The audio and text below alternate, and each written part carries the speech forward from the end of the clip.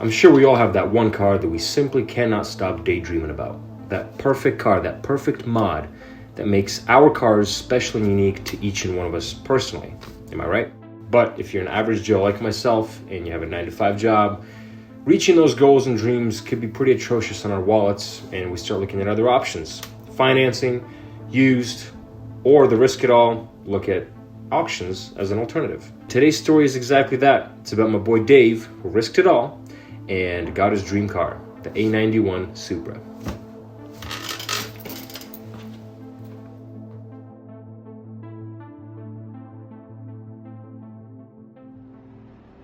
January 28th, 2023. The day we find out if the Supra is a lemon or if it has potential. The day of dismemberment. The day we attempt at starting up the engine and hoping it runs great. We were pleased to find out the majority of the labor we could do ourselves, being that Daniel is a certified Nissan mechanic and me being a YouTube certified mechanic. It's time to start making a parts list and getting things on order, ASAP. Because, well, it just so happens that Daniel will be moving soon, and Dave, the owner of the Supra, is keeping the car at Daniel's house. The goal here is to at least get the car able to move on its own, to get it up on a trailer, and then back off again at Daniel's new place. 3.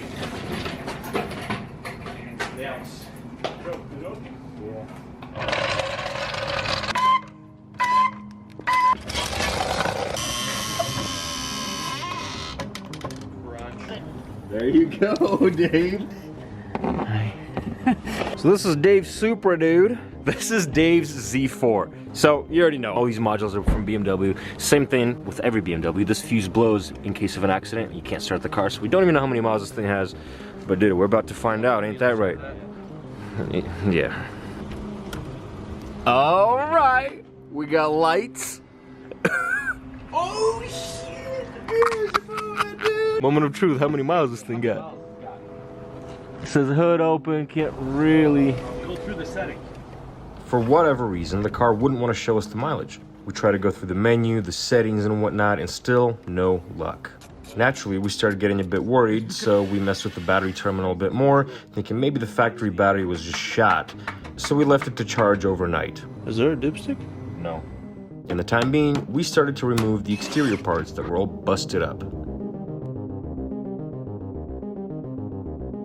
Most of this crap is off. That is good. The rebar was a little jammed. It's all good. We got everything off. Dude, we'll just button everything up before Daniel moves. Ain't that right? Yeah, good job, yeah. Okay, thanks. And, dude, we're gonna start this beast up. See if she's running. Ain't that right? 400 miles. What? What? No. I got everybody all excited. Oh, dude. That's for the full tank, right?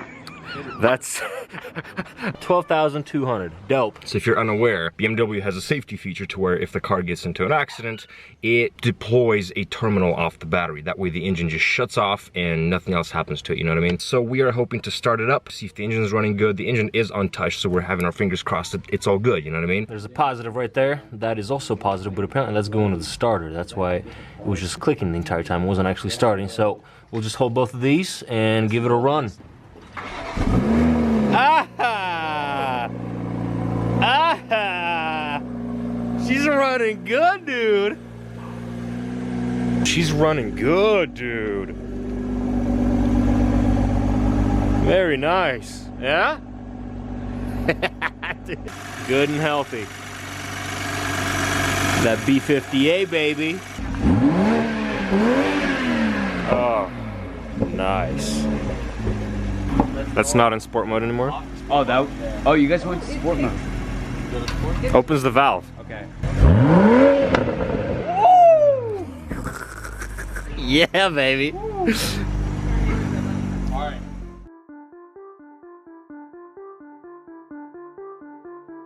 By the time the car has already arrived to Daniel's house, Dave has already ordered a ton of parts. Just stuff that we all knew we're gonna have to replace no matter what without even seeing the car in the first place. Naturally, there are always hiccups, there's always setbacks, there's always things we miss, you know, that's just part of the deal, that's just how it goes. It's okay, viewers, we're replacing that. Typically, it's nothing major, just various clips and little brackets that we didn't know existed. Because if you're a BMW guy, and you know that you can always use realoem.com to look up all your BMW parts.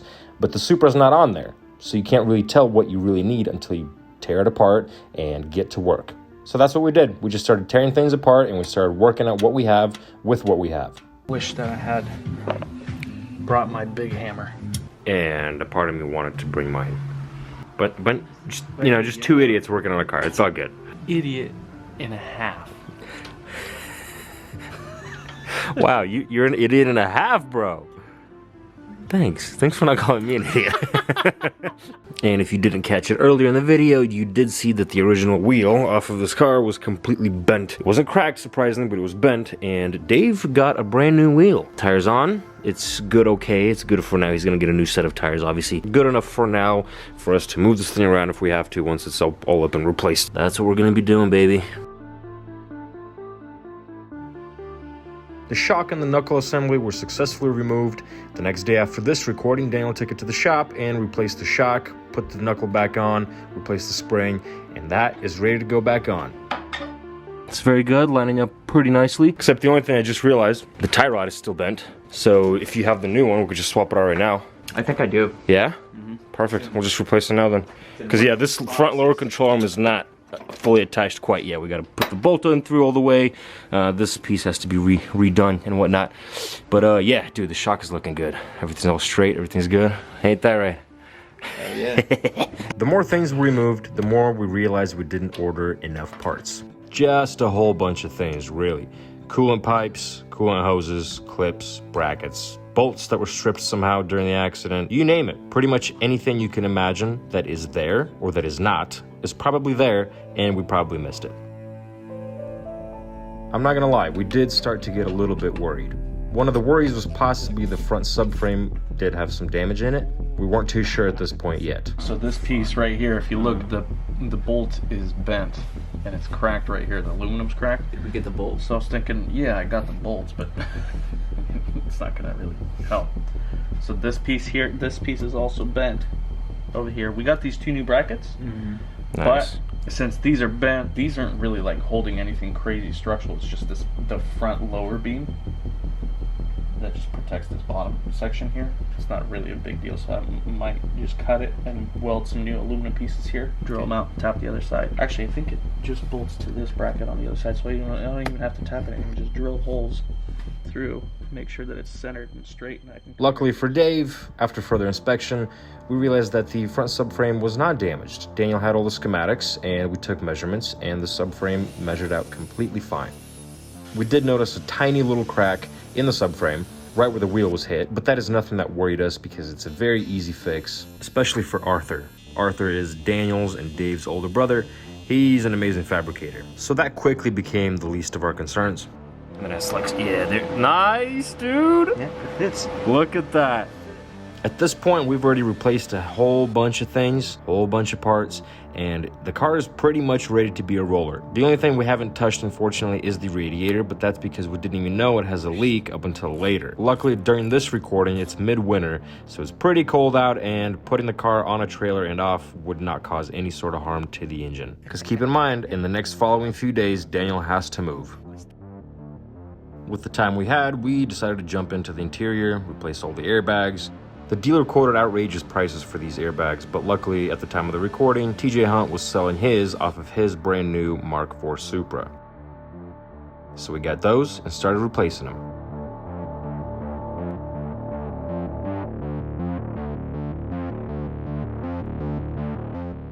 Not only the airbags were replaced, but also the airbag module, the seat belt, because the original one was stuck from the accident, and all the clips and everything else in between.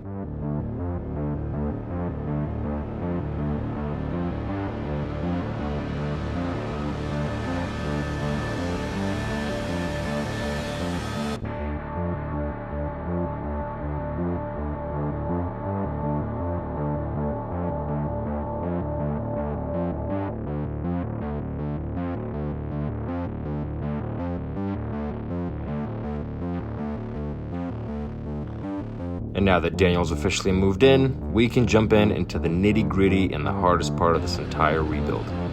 The body and frame.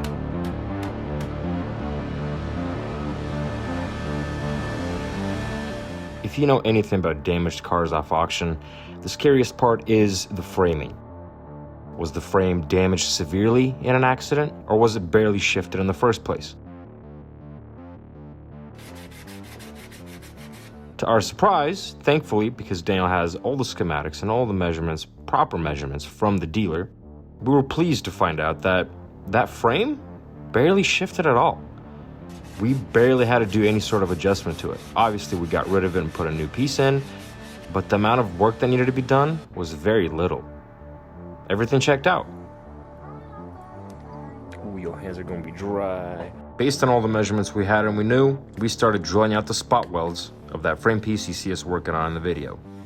New cars nowadays are mainly held up by spot welds and seam sealer and epoxy anyway, so this was a piece of cake. For this frame piece, it's going to be hidden under a fender and a whole bunch of plastics anyway. It looks great, but Daniel got an air can that's filled with paint that's actually paint matched. The factory paint job, this pearl white on the Supra, is a tri-coat paint job, meaning there's primer, a base coat, a pro coat, and a clear coat. Wow. To be honest, can't even tell the difference. Looks that great. So Daniel, explain to us, how did you make this look so good? Well, so seeing as this whole section was damaged, this section here was pretty much hit right here. It buckled, so I had to repair and replace this whole section by removing all the spot welds that were holding this on all the way up here, removing all the seam sealer, drilling all of them out, removing this whole section. These are bolts underneath the seam sealer there. Ground those off, take the bolts out, popped it off, put the new one on, bent this to spec. There's a schematics that I was able to find on AllData that shows the dimensions of the car. Nice. So we measured it this way, that way, and every which other way to make sure that everything lined up right. Yeah, put that bar over, all the bolts hold up, yeah. Make sure that all the bolts line up. We made sure to put the whole front end onto the car before we painted this, obviously, because it's pointless to paint the whole bracket if you don't even know if the lights line up or the bumper lines up or anything like that. So we made sure to do that. We got it all done. It's looking great, better than factory actually. Yeah, it's kind of weird, kind of a shame because they didn't even take the time to. I mean, look at this. It's not even painted all the way, which is fine. It's all good. It's all covered up. It doesn't matter. We just wanted to make it look nice. But yeah, we took it a bit overboard, but that's all right. It's fair to say that now we're gonna assemble everything up and get it ready for actual paint, the hood, the fender, the bumper, all that. Dude, sick. Okay, so this thing, the steering wouldn't work. It was really rough. This obviously has an electric power steering. It wouldn't work. Daniel, explain your process. So this thing has two fuse blocks, one in the front under the dash and then one in the back in the trunk on the right side. We thought that that was all that there was fuse wise. AllData didn't show any sort of information for this car. There's no schematics, no fuse locations, nothing. It just didn't show anything. So I referenced the Z4, which was pretty much a Supra, and it showed that the Z4 had the fuse for the main power supply right here for the power steering. This one's blown. That's a 125 amp fuse, probably blew through the accident. This whole thing needs to be replaced. You can't replace this by itself. Which sucks, but pretty much Daniel just hotwire this real quick, put a different fuse. Yeah, we put a little fuse in here to just kind of jump it safely. Obviously, I want to put it fused there. You never want to put anything direct like wire or anything because then it won't be protected. You put a fuse in there, and the steering worked. So I know that there's nothing else wrong with it. So we're going to replace this whole section and then be back in business. Voila, there you have it. If you're having power steering issues with your Supra, you know where to look first. Of course, there were so many more things in between that went into this, making little minuscule adjustments to make everything fit perfectly. Also realizing that we're still missing clips here and there, or finding cut wires that we had to resolder. Whatever it may be, it definitely took time, and it's easier said than done.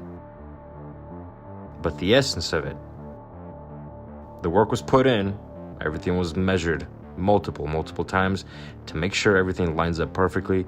And well, here it is.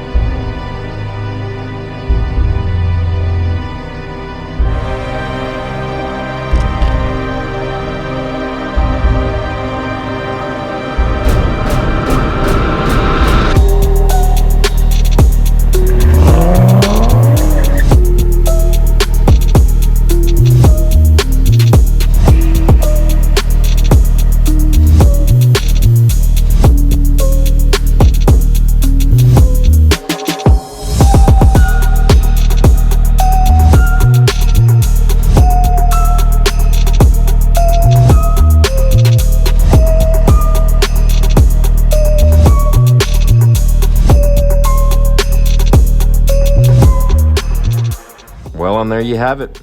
This chapter for the Supra is officially closed. It's back on the road again. However, the journey's far from over, dude. It's only the beginning. So I'm going to leave you with one question. Would this hassle be worth it for you, or no?